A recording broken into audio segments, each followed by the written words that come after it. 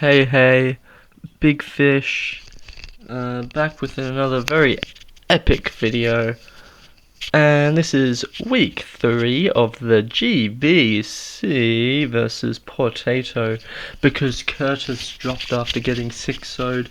That's very sad, super upset. Get the fuck out of my league! It's not my league. So let's be real for a moment here before we get into my team building and this replay. This game very much upset me. I got very frustrated in the mocks, in the actual battle, in the team building, in everything. Like, fuck this matchup. I thought Dialpo was bad, and Dialpo was bad, to be honest. Like, I didn't have a Tyrantrum switching, I didn't have a Lucario switching. But I cooked. This week I just couldn't be fucked. Like, I showed Dialpo the matchup, he gave me a bunch of sets quickly, I took a bunch of them and went, yup, good enough for me, and I just chucked it on Showdown and went with it. So, like, yeah, that's how this game went. At least for Dialpo, I cooked. This game I just didn't give a shit. And yeah, it shows. It really shows. So I'll just start with Golurk. At first, I wanted to run a Golurk inspired by Giraffarigs week 1 against this same team, Curtis, when Curtis was still here, where he set up a bulk up with Swampert, it had EQ, Ice Punch, and Rest, and he just won. And Golurk doesn't learn bulk up, but it does learn Curse. And it didn't take long for me to realise, wait a minute, that motherfucker a ghost type. I ain't clicking Curse, I would die. And then I came to realise, hold on a minute, Golurk just can't set up its attack without, like, Power Up Punch. So instead I had to run this Rock Polish set. The problem is, with Rock Polish, is I don't actually do enough damage now. Like, there are multiple Pokemon on this team that take one hit from it. And one hit is really all it needs to be KO'd when it's got not much bulk, you know, like Frostlass I don't think takes a hit, but Oink alone 1v1s it probably. I think it might. Gerda takes more than one hit and it can knock off me, it can Ice Punch me, it can be a real pain. Aerodactyl I believe takes one hit, maybe? And again, if it crunches, it's very bad. It can click D-Dance on that turn as well. Gastrodon definitely takes hits. And Hydrapple, depending on the set, might be able to take a Ice Punch, which again is not very helpful for me. But I genuinely think this is the best Golurk I can have. This Rock Polish variant. If I could boost my own attack, that'd be wonderful, but I just don't think I am with this team, unless I'm running whatever the berry is that boosts attack at like 25%. That wasn't gonna work. Let's be real, that wouldn't work. So we're running Colberberry for Aerodactyl Crunches, Gerda Knockoffs, and Houndoom Dark Pulses. That helps me live a little bit more. However, it does mean I still need to have that Rock Polish up, otherwise, like, I'm in a bad spot, and even with it up, I don't think I'm in a great spot. There's still Scarf on Frostlass, Togedemaru, Rapidash, or Houndoom that can all punish me. I don't think Togedemaru is too likely of a choice Scarf in this matchup. I mean, Golurk kinda just 1v1s it. Magneton 1v1s it. Entei probably doesn't do that bad against it. Dipplin definitely 1v1s it. Swalot probably 1v1s it. Like, outside of spamming U-turn, I don't really know what Scarf Togedemaru does. You probably want to run some, like, really obnoxious shit with Spiky Shield. But, you know, it's possible. So, next we have the Wigglytuff. This Wigglytuff set was a last second change. It used to have an Assault Vest with Alluring Voice, Focus Blast, Energy Ball, and the Ice Beam. Basically, it's just coverage to hit everything. Ice Beam hits the Hydrapple, hits the Aerodactyl, Alluring Voice is Stab, Focus Blast hits the Houndoom, hits the Togedemaru, hits the Oink alone, And then Energy Ball would be for Gastrodon, with the two neutral Pokemon in this scenario being the Frostlass and the Rapidash, which probably just don't really want to be alluring voiced. I ended up changing that set because I found that I just don't do damage anyway. Like, Wigglytuff's special attack was just not enough to actually be threatening to anything. Like, I was only doing 50% to Aerodactyl, so it was still getting a free D-Dance off against me, meaning Ice Beam wasn't even worth it against that because it just switches out. The Hydrapple probably doesn't really want to take an Ice Beam, but like, again, depending on its set, it can probably take one and punish me.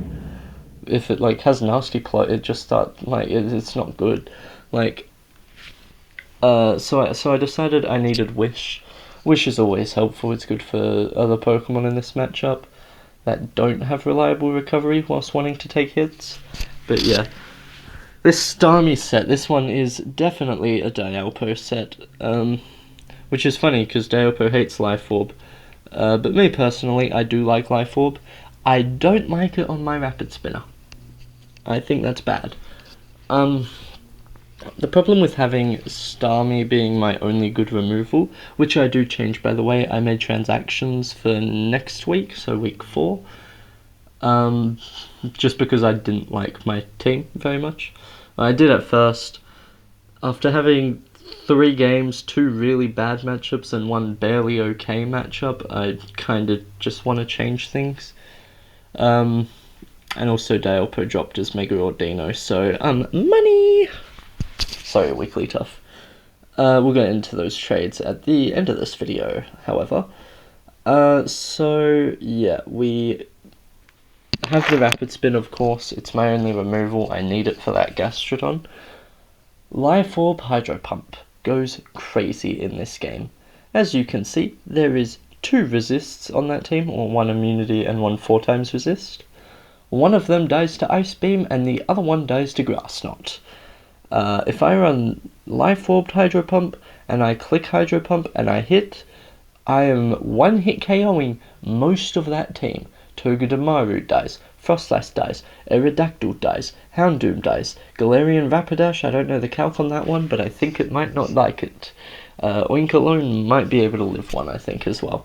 Gerda is a 2-hit KO, and then, of course, the Hydrapple does not like Ice Beam, it probably is a 2-hit, and the Gastrodon is also probably a 2-hit from Grass Knot. So, Starmie, this offensive Life Orb set, as much as I would prefer to be able to consistently click Rapid Spin in this game, I think the pure damage output that Starmie provides is far bigger than that. Okay, let's move on to the bottom 3 Pokemon. And yes, I know what you're thinking. My goodness.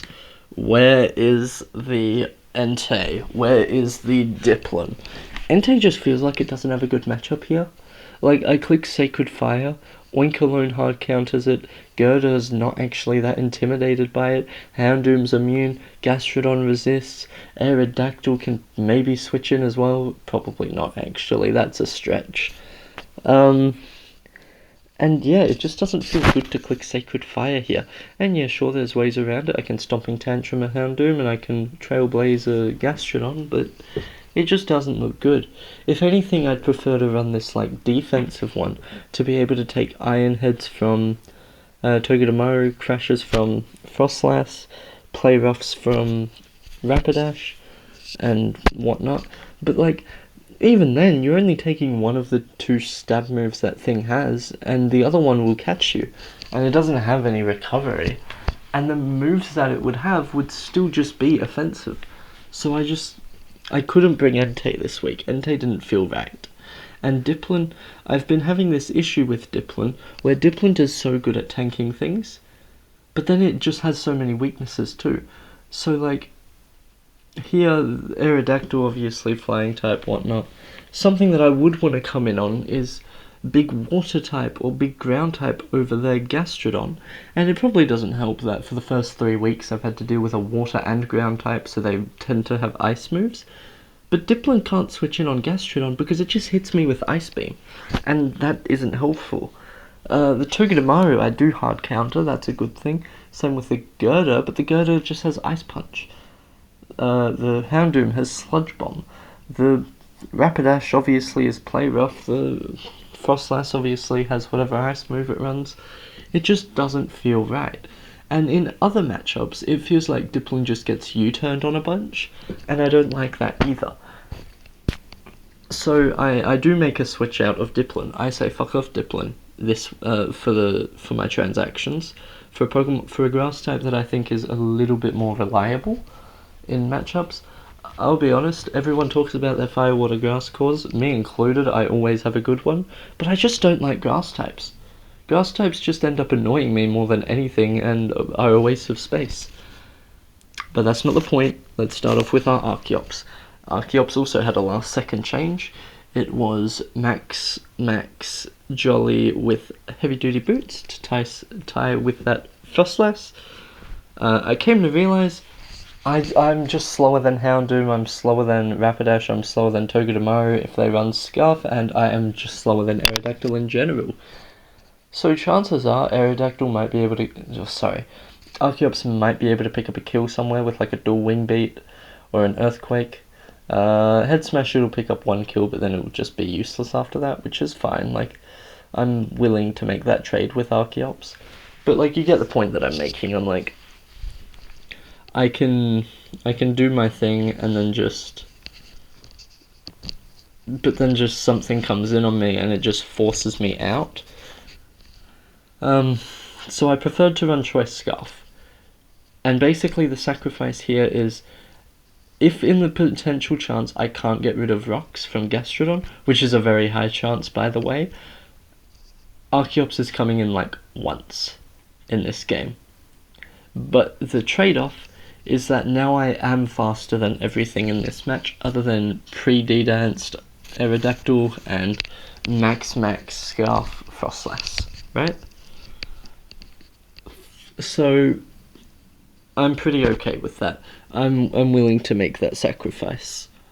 Because I think if I'm not winning this game quickly, I'm not winning this game at all. I already don't have switch-ins to things. I may as well try and get the win as fast as possible. And speak of not having switch-ins to things, here is Swalot. The thing with Swalot is this is legitimately my only way around Aerodactyl. I mean it. I think... Okay, I could have run Defensive Golurk with Colbur Berry. That probably does a similar thing to what Swalot does. It comes in once and then it has to dip. Or like it comes in once to deal with it, but every time after that it's just over. And I still take like 50% from dual wing beat. It's not helpful. Physically defensive Wigglytuff, I doubt does it. Like, I just genuinely, I don't see a better way around the Aerodactyl than running this defensive Swalot with a Sugar Berry. And then you're thinking, okay, how do you force out Aerodactyl? That's the thing. I don't. Like, I can run Ice Beam or Ice Punch. I do like 40 to 50%, right? It clicks, say I come in on D-Dance, right? It D-Dances, I switch in. It clicks EQ, it does like 40% with my Sugar Berry. I click Ice Beam, I do like 40% to it. On turn 2, Swalot dies and I just get swept.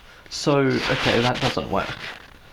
Other option is run something like Destiny Bond. Okay, let's have a look at Destiny Bond. I come in, it clicks D-Dance. It clicks EQ, I click Destiny Bond. So now if it hits me with Earthquake again, I would die and it would die. But anyone with half a brain will recognize that and go, I'm not gonna click Earthquake, I'm gonna click D-Dance again.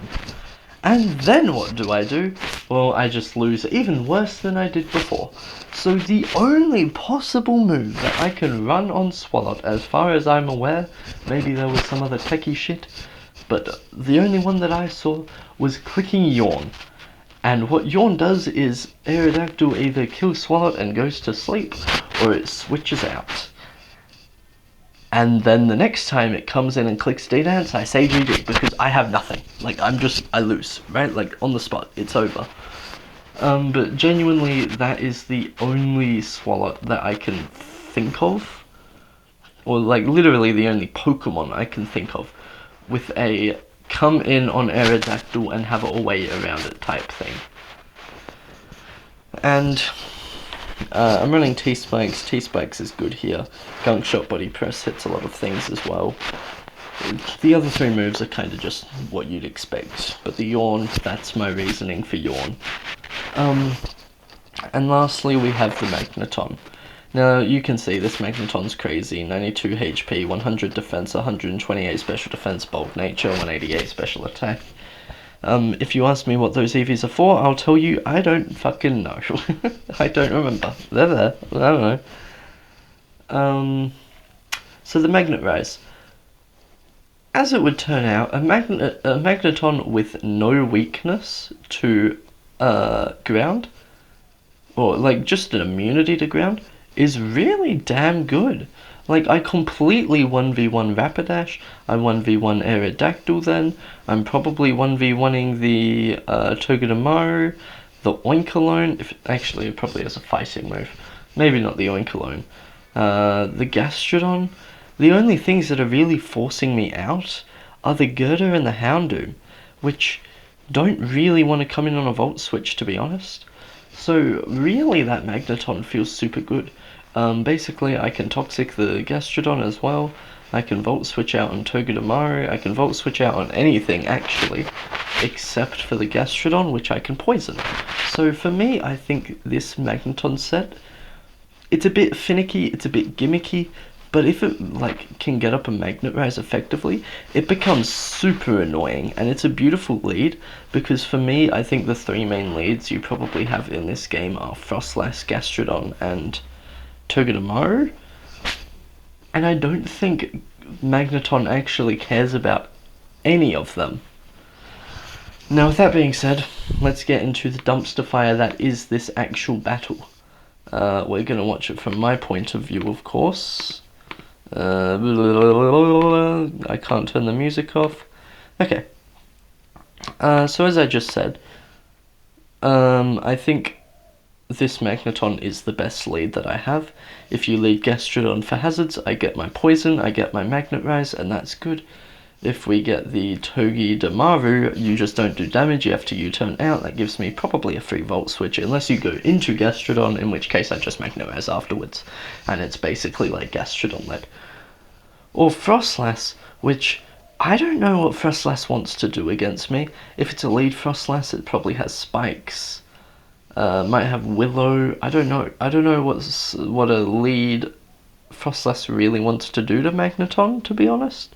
It could just have Shadow Ball. I feel like that's scary, but I still have a lot of Spadef EVs, and I can Flash Cannon it, so I feel like that's a win as well. I don't think you lead Gerda. I don't think you might lead Aerodactyl if like you look at this team and think there's nothing that can deal with that.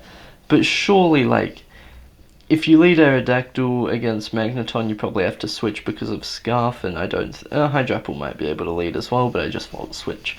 So we get the turn 1 of Aerodactyl versus Magneton, and right here in my brain, I'm like, okay, if you leave Aerodactyl in here, you're an absolute idiot. Like, no offense to my opponent, of course, which is kind of spoiling what happens here, but I'm like, okay,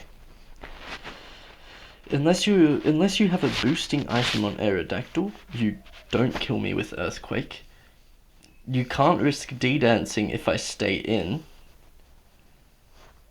And if I'm Choice Scarfed, you lose your win con on turn 1. There is no way you can stay in here unless you completely overlook Choice Scarf, which that's what my opponent did. So like, to me, I think Magneton is completely safe to stay in and just Volt Switch, and if you go into the Gastrodon, same as before, I just click my Magnet Rise, I just click my Toxic, and everything's okay. So bro Earthquakes me, and I'm 90% sure, because it didn't have an item, it had heavy duty boots, it was Adamant Aerodactyl, which I also don't really like, because I'm like, well now you're slower than Starmie, and you don't want to be slower than Starmie in this battle. Why? Yeah, you have the fastest Pokemon in this match. Why would you sacrifice it and give that to Starmie? It doesn't make sense to me. Now, I could have gone Starmie here, actually, as soon as Magneton died, and forced Aerodactyl out if it was Adamant.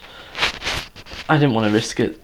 You never know, it might have Expert Belt or some shit. Who knows what's happening in this battle. So I went into Archeops. And for the second time, I'm like, okay. I go into Archeops instantly. Nowhere in your brain can you possibly be thinking I'm sacrificing Archeops on turn 2 after losing Magneton on turn 1. You can't do that. Your brain has to realize, okay, this thing is probably scarfed. It's probably killing me. Now I switch out. But he doesn't. So Archeops comes out and he just Stone Edges. The crit as well, which is just insult to injury. Fuck you for that. But 2 turns in, and I think I've made the right play twice. I think in this battle again, maybe I wouldn't leave in Magneton, but at the same time I'm also like, you shouldn't leave in Aerodactyl, that's silly. And I've been punished twice for what I think is probably not a bad move. And that at this point, like, I just turn 2 of the battle, I completely gave up. I said, yep, I lose, whatever. And that's bad. Like not even gonna joke. That's bad of me to do. And pretty shitty of me as well to my opponent. Like, even though I never said to my opponent, oh, I think you're silly. I definitely thought that. No offense to my opponent, of course. They seem cool. But yeah, this is pretty shitty of me to be like that, I admit that. That's how I felt. And so on this turn, I basically gave up. I didn't, purposefully make bad decisions, but I just didn't care enough to make proper ones either.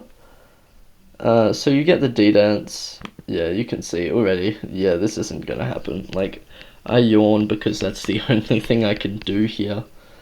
I click T-Spikes. Like, again, probably didn't need to click T-Spikes there. I feel like I could have tried to predict a switch out, but then what do I switch into with Gastrodon coming in? What, Starmie? I don't know. Like, it's iffy. So I just stay in. I click T-Spikes again. Like, I don't even care about the Earth Power anymore. I go into the Wigglytuff. I see leftovers. And I get a Spadef job too, and I'm like, fuck off. Like, you're kidding me. Like, I've already been outplayed twice. Do you have to crit me and lower my Spadef too? I click Wish. I could have clicked Protect, but I choose to go into Starmie, and my opponent doubles out into Togedemaru. So here I'm like, okay. I said this earlier, I don't think Scarf Togedemaru is good here because there's a lot of Pokemon that just don't actually give a shit about it. If I was on top of this battle, or on an even stance in this battle, I switch out Starmie, still considering Scarf to be an option, because that's the right play. But at this point, I didn't care anymore. I went, Scarf Togedemaru is shit in this battle, there's no way, and I just clicked Hydro Pump, and I went, yep, I one-hit KO that thing. I did not one-hit KO that thing, in fact, I died.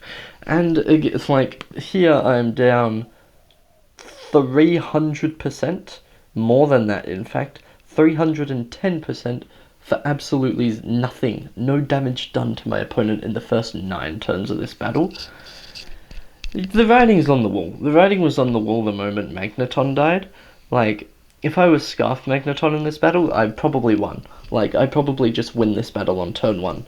But that obviously isn't the case, and yeah, I got completely battered. At this point, Gerda comes in.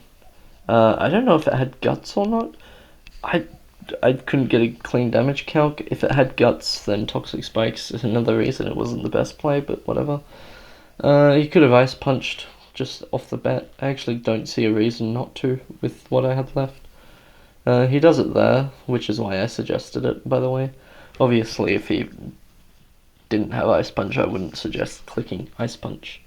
Duh. And I finally pick up a kill. It only took most of my fucking team. Wigglytuff goes down as well, and by some miracle, yep, you see that? Still, he has two entire Pokemon that do not care about Archeop's head smash, and he still sacrifices Aerodactyl. 3 times he's had a scarf suggested to him, and finally, third time is the charm, he actually dies to that. But my god, by golly, that, yeah, it threw me for a loop, and it frustrated the fuck out of me too. But yeah, we pick up a kill. Archeops is now useless. Hydrapple comes in. I wish I wasn't scarfed right now. I'd hit the fuck out of that with a dual wing bait. Now that I think about it, how much health did I have here? 70. I would have died to Aerodactyl. Okay, let's assume I was heavy duty boots, and this Aerodactyl misses. It's dual wing. It's Stone Edge, right? So I'd be at 100. I'd kill the Archeops. How much recoil did I'd kill the Aerodactyl. I took, what's that? That's 52% oh, okay. I'd be useless regardless. Unfortunate. But yeah, I just had Smash again. I go down. I kill the Hydrapple as well.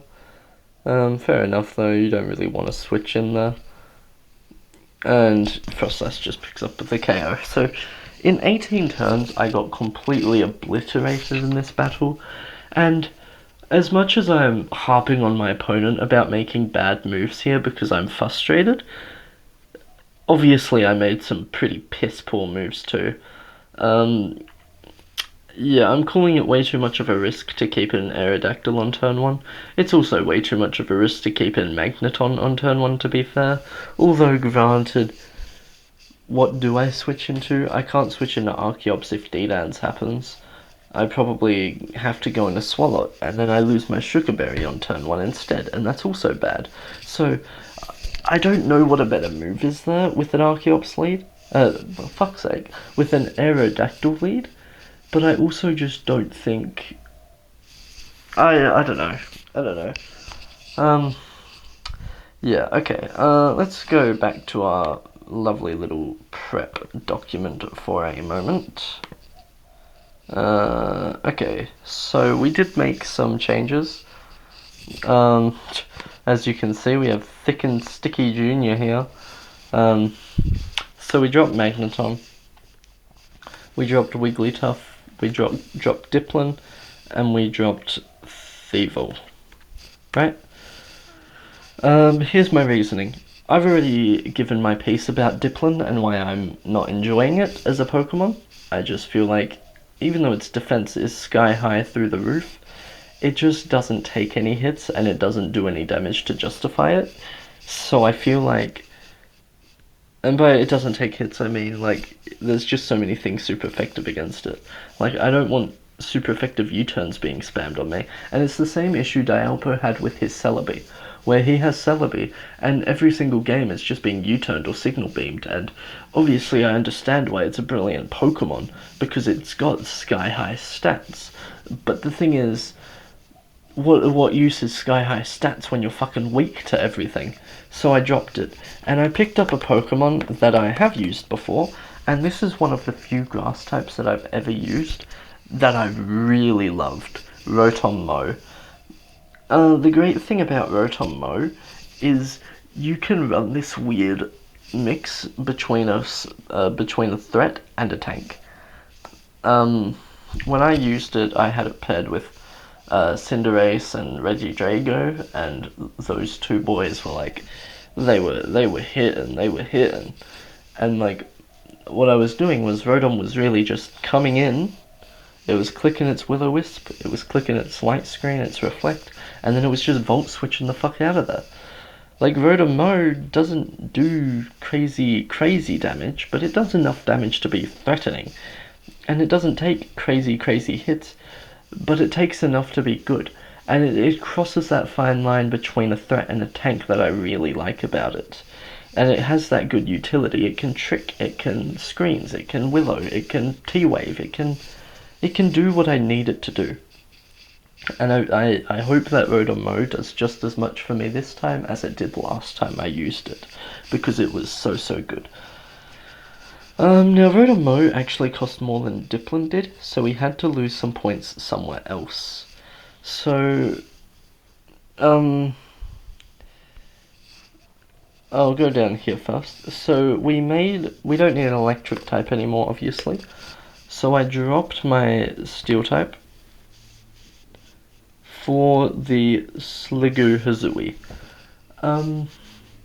One thing that I've really not been liking about this team is its playstyle isn't my playstyle. Aw, my cat Momo, he's sneezing. He's a sneezy boy. Are you okay, Demo? Alright, back to sleep. Fucking lazy bastard. So yeah. I feel like my team is way more offensive than I like. My tanks consisted of Swalot and Wigglytuff, for fuck's sake. Like, oh, and Diplin, of course, but I've already given my piece on that.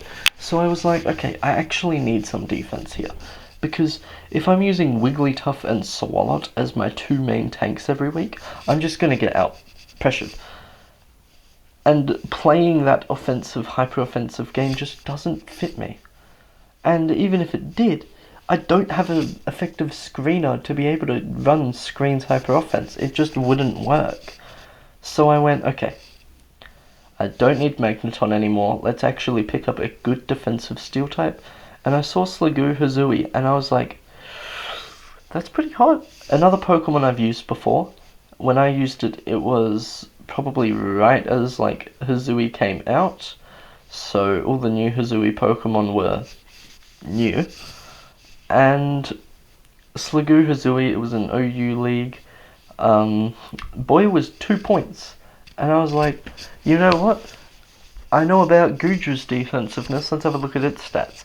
And I had a quick look, and I don't remember what its stats are, don't ask me, but I was like, damn, that boy's defensive. And if it has anything similar to Goodra's move pool, it's got that spread too. And although Sliggoo Hazooey didn't come to many games, I mean, my team already had Skarmory. What did I need a second defensive steel type for? That team was garbage, by the way. The team I'm referencing is fucking bad. But Sliggoo Hazooey, it came to probably 2 games. Like, it came to 2, actually I think it came to 3 games. But I'll have you know, in all 3 games, when you have a 2-point Pokemon showing up, it's because it's actually good. You don't bring a 2-point Pokemon to a game unless it's going to absolutely wreck shop. And I'll have you know, Sliggoo Hazooey wrecked shop on all of those games. I believe it got like... I believe it's like on my kill board for most kills all time from any of my leagues. I don't know what spot it's in, but it's up there. And it's weird. It's not up there actually. I think it's like in the top 20 barely. I don't know. But like, from 3 games that it's played, I know that this Pokemon is good, and I think it can be good here as well. And I'm hoping that it pulls its weight. Next up, we'll come back up here. This Pokemon is expensive, and I already talked about it earlier. Mega Ordino. In my draft analysis, I said that I got sniped off Mega Ordino, and then I was like, okay, I'll pick up Alcremie, but I don't need Alcremie right now, because if I don't get Alcremie, I'll just pick up the Wigglytuff, and obviously I got double sniped and we got Wigglytuff. Dialpo dropped Mega Ordino. I think Dialpo wanted an entire rework of his team. He dropped Mega Ordino. This is what we have now. I saw that and I was like, yep, that is what I want. That is what I wanted in the first place. I want that Mega Ordino, and I took it. I've taken the Mega Ordino, and I'm hoping that that defensiveness of it provides so much more than Wigglytuff did. Wigglytuff is cool, but like, it's nowhere near a Mega Ordino, I'm sorry. And the great thing about this thing is I don't even have to Mega it on turn 1. I can just sit around for half the game with a Regenerator on, and then when I go, okay, that's enough, I can just Mega it, and now it's taken hits from everything instead, and it still has Wish Protect. So, I think Mega Ordino is just far and away better. Seeing Mega Ordino get dropped from Dialpo was the entire reason I made this trade. I was like, yep, time to strike. How do I fit that onto the team? Because it's like 4 points more expensive. And in the end, after Rotomo and Mega Ordino, I had 2 points left. And I was like, okay. Oh no, I had -3 points because of Thivo. And I was like, okay, who's gonna do nothing for me? Swallow's already come to 2 games, and he's been a beast. Well, he hasn't been a beast, but he's been a crucial part of 2 different teams already. On paper, not in practice. In practice, he's been meh. But for a 4-point Pokemon, he is worth it. Archeops, of course, we love Archeops. We've wanted to use him for a long time. We weren't going to get rid of that. Golurk I thought was interesting, but if I dropped Golurk and had, 8 points, looking at the ground types around there, and I would still need a ghost type, I was just like, nah, fuck that. Fuck that. So, really the only thing I saw was that Thivo, leaving us with 2 points. And when you're picking up a 2-point Pokemon, the way I look at it is don't pick up a Pokemon that you think is the best there. Because I think you're going to do that, and you're just going to realize it might be the best 2-pointer, but it isn't good enough to come to many games. So what you want to do is you want to pick a Pokemon that's really just going to fuck with your opponent, right? There's no point in picking like a Raboot for 2 points, because if your fire Pokemon is like 2 points, it's not good. Like, you're bringing it to 1 game maybe for it to do nothing because it's a fucking Raboot. But when you pick a Pokemon like this for 2 points, Illumise, you realize you're not bringing Illumise to be a threat. You're bringing it maybe once, twice, however many times, to just be a fuckface. Just to fuck with your opponent. You have Encore, you have Roos, you have fucking Defog, you got Screens, you got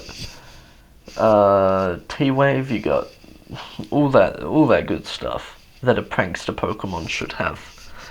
And if your opponent just isn't ready for something like that, it can really annoy them. It happens. And I think that's the great thing about picking a 2-point Illumise. I might not bring it every week, I might bring it 1 week, but in that 1 week that it comes, it's going to be a pain. And that's what I want from it. So those are the changes I made to this team. This is going to be a super long video because I've talked my fucking ass off, and I've been really obnoxious the entire time about it too. But I hope you enjoyed regardless. Potatoe, don't be offended by me dissing you for half this video. You're a cool guy. You're gonna win the rest of your games this season, but hopefully not enough to see me in playoffs, because I never want to see this fucking team again. Later!